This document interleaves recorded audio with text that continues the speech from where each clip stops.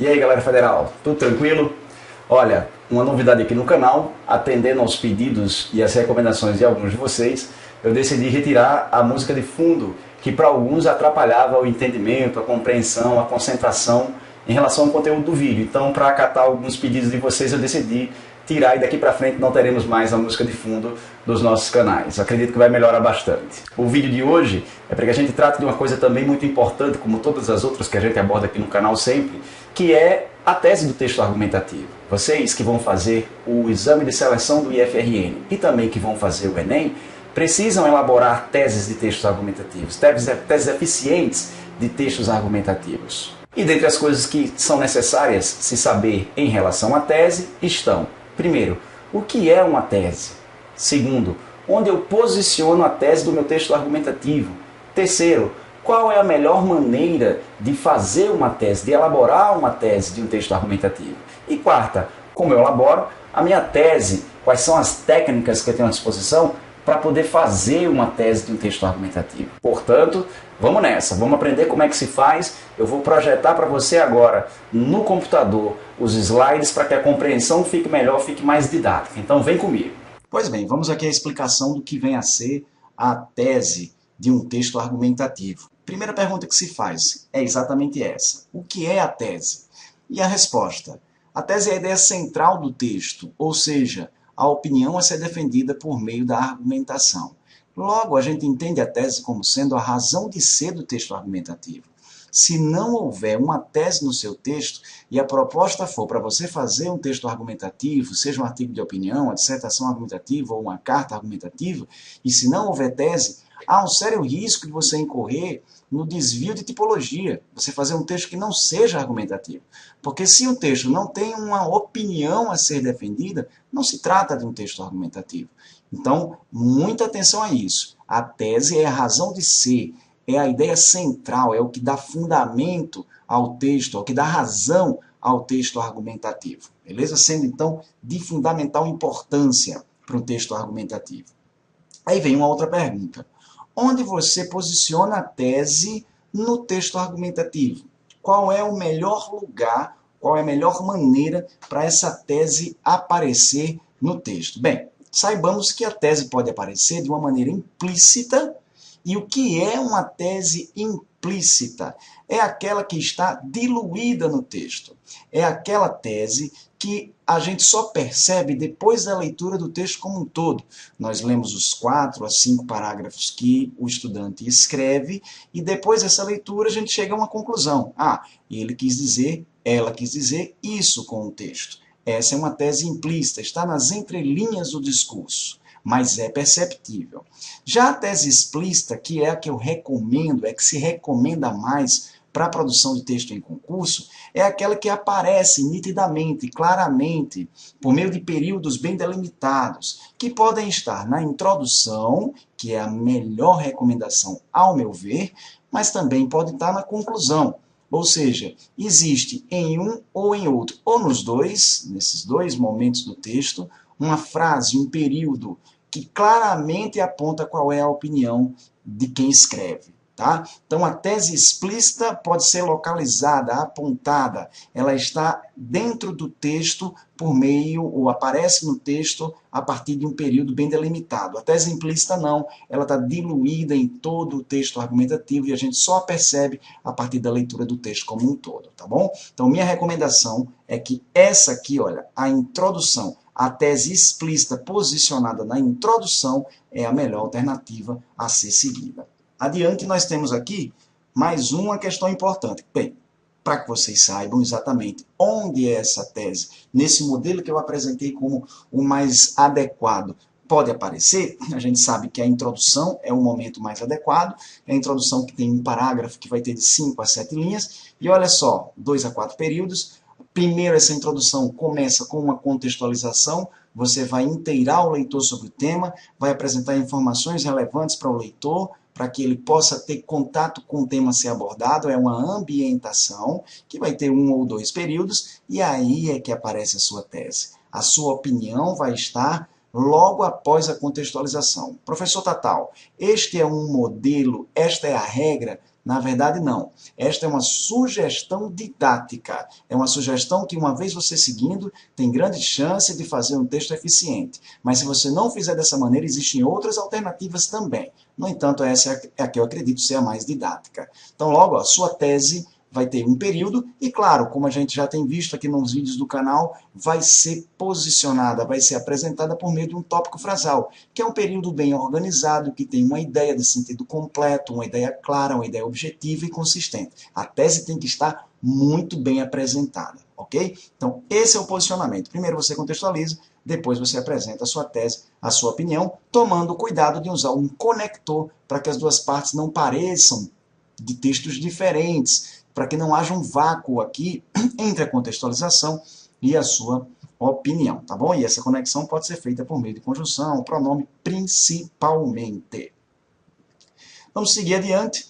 A apresentação da tese explícita, ela pode ser feita de 3 maneiras. Você pode fazer uma afirmação clara, objetiva, uma afirmação contundente que expresse a sua opinião por meio de um período objetivo e um período direto, ok? Essa é a forma mais comum, mais corriqueira de se apresentar a tese num texto argumentativo. Mas também você tem a alternativa de você fazer uma pergunta, que será naturalmente uma pergunta retórica. Toda pergunta que você faz num texto argumentativo, sobretudo de concurso, tem que ser respondida por você. Então é uma pergunta que faz o leitor refletir sobre a discussão que você propõe e aí na sequência você apresenta a opinião. Ou então a própria pergunta já pode vir com elementos da sua opinião, da sua resposta. Uma pergunta que já contém em si a resposta a ela mesma, tá bom? É a clássica pergunta retórica, é outra alternativa. E uma outra alternativa também é fazer uma citação. Agora aqui tem que se tomar muito cuidado, você tem que escolher muito bem qual é a citação que vai se coadunar com a discussão. Ela tem que, inclusive, estar muito bem articulada a discussão, tá? E você tem que afirmar de quem foi o autor, de onde você extraiu aquela citação. E tem que ser um trecho curto e objetivo, mais uma vez, articulado à sua discussão. Aí a gente entra para a elaboração da tese. Bem, se eu já sei a importância da tese, eu sei o que é uma tese, onde ela vai estar posicionada, eu quero saber agora como que eu posso elaborar essa tese. Na prática, o que eu posso fazer para elaborar uma tese de um texto argumentativo? Você vai passar por um procedimento que é chamado de problematização.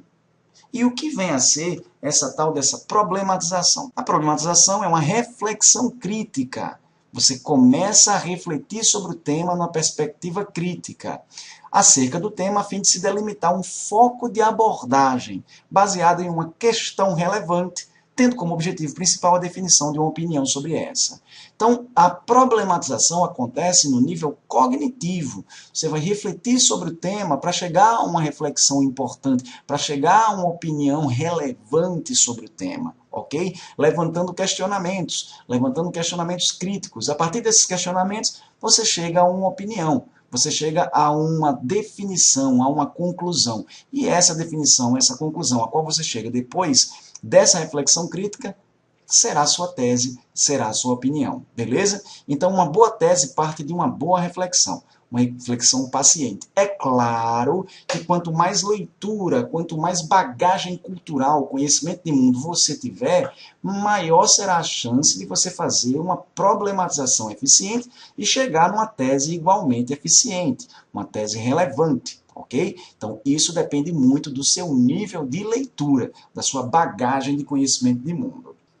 Adiante, a gente tem aqui elaboração da tese para 2 realidades. A primeira delas, o Enem, e a segunda delas, o IFRN. Veja só, no Enem, os garotos, os estudantes, os candidatos, são orientados a ler uma coletânea temática, mas, naturalmente, eles trazem em si uma quantidade muito grande, trazem consigo uma quantidade muito grande de conhecimentos prévios, porque passaram o ano inteiro estudando as diversas disciplinas, as diversas matérias, e tem muito conhecimento acumulado.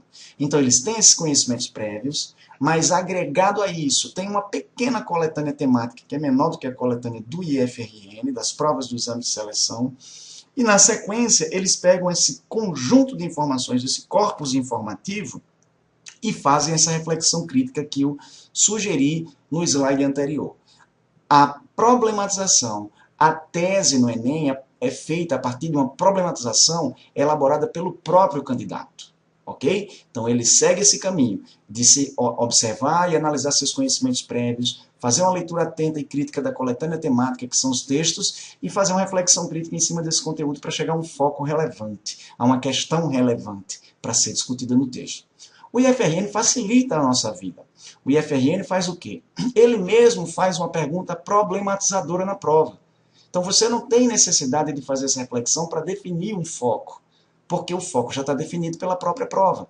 Agora tem uma coisa, ele faz uma pergunta problematizadora e você tem que responder essa pergunta.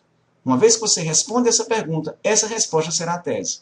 Quando você responder a pergunta problematizadora que a prova do exame de seleção traz, essa sua resposta será a sua tese. Então, a meu ver, a prova do IFRN facilita mais a vida dos candidatos, mais do que a prova do Enem.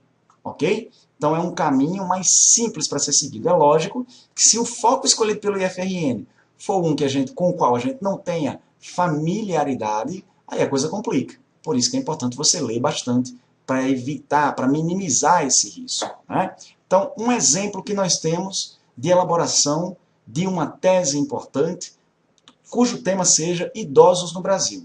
Então, imagina, vamos pensar aqui num exemplo, vamos tentar problematizar esse tema para chegar a uma tese relevante. Se fosse numa prova do Enem, nós faríamos dessa maneira. Depois da leitura da coletânea temática e buscando os conhecimentos prévios de que nós dispomos, nós chegaríamos a essa é uma problematização possível. Está aqui, olha. O Brasil está longe de ser um país em que o idoso desfruta de uma vida plenamente feliz. Essa problematização não estaria na prova do Enem. A gente que teria que refletir sobre o tema para chegar a essa conclusão. Essa conclusão a que eu cheguei depois da reflexão do tema é a minha tese. Essa é uma tese que dá para ser desenvolvida dentro de um texto argumentativo. Depois disso, naturalmente, eu precisaria apresentar os argumentos que embasam essa opinião. E se fosse uma prova do IFRN? Bem, a perspectiva aqui na prova do IFRN poderia colocar o seguinte, olha, poder público, essa pergunta, ela estaria na própria prova. Enquanto no Enem, essa problematização aqui, ela teria saído da cabeça, da reflexão do estudante, no IFRN, essa pergunta, essa problematização aqui, ela sai na própria prova. É a própria banca que elabora. Então seria algo dessa natureza. O poder público tem responsabilidades no cuidado com os idosos? Ou isso é uma obrigação exclusiva das famílias? Então note que houve uma problematização e essa problematização está aqui representada numa pergunta, feita na própria prova. Seria assim. Ainda não vi esse tema sendo abordado na prova do exame de seleção. Mas se fosse, ou no dia que for, essa é uma possibilidade. Entendeu? A própria prova faz uma problematização. Sua tese é a resposta a essa pergunta. E o que nós temos na sequência? Alguns cuidados que são importantes para serem tomados. Primeiro, se você vai fazer a prova do IFRN, e essa prova tem uma pergunta problematizadora, nossa, eu estou enrolando tudo aqui, não repita essa pergunta na sua prova. Não repita. Você pode responder a essa pergunta com outra estrutura de período, mas não repita. Mesmo que você repita apenas substituindo a interrogação por um ponto final, isso também é uma coisa ruim. Denota falta de criatividade. Então, não repita a pergunta problematizadora no seu texto. Segundo, evite questionamentos simplórios. Se, de repente, você for fazer a prova do Enem e você tenha que fazer a problematização para chegar à tese, evite fazer perguntas tolas, perguntas bobas. Reflita um pouco mais. Tente fazer uma pergunta cuja resposta seja algo bom, cuja resposta seja algo relevante, que o leitor tenha a sensação de que está lendo algo diferenciado. Ok? Então evite, e é o que a gente chama de truísmo, esse vício de falar ou escrever obviedades. E por último, deixe claro o posicionamento, não fique em cima do muro. Se já houver uma pergunta problematizadora ou você tenha que criar uma, quando for responder, evite aquele tipo de resposta que diz sim por isso e não por isso. Defina um posicionamento, defina um lado, mesmo que você faça ressalvas. Mas é importante que você defina um posicionamento, firme um posicionamento. Porque ficar em cima de muro pode resultar também numa argumentação muito fraca, muito frágil. Num texto argumentativo muito frágil, por assim dizer. Ok? E então, gostou dessas dicas? Agora é só segui-las e treinar bastante. Treine muito. Ponha em prática essas técnicas, ponha em prática essas estratégias porque é o treino que leva ao aperfeiçoamento constante. Em redação, quanto mais você produz, melhor você fica. Mesmo que essa melhora seja lenta e gradual, mas acontecerá. Você passará a produzir textos cada vez mais eficientes, cada vez melhores. Se você gostou desse vídeo, é só curtir, compartilhe também para que outros amigos seus possam ter acesso a esse conteúdo. Vamos compartilhar e espalhar os conhecimentos relativos à redação. Um grande abraço para vocês, a gente se vê no próximo vídeo, galera. Tudo de bom!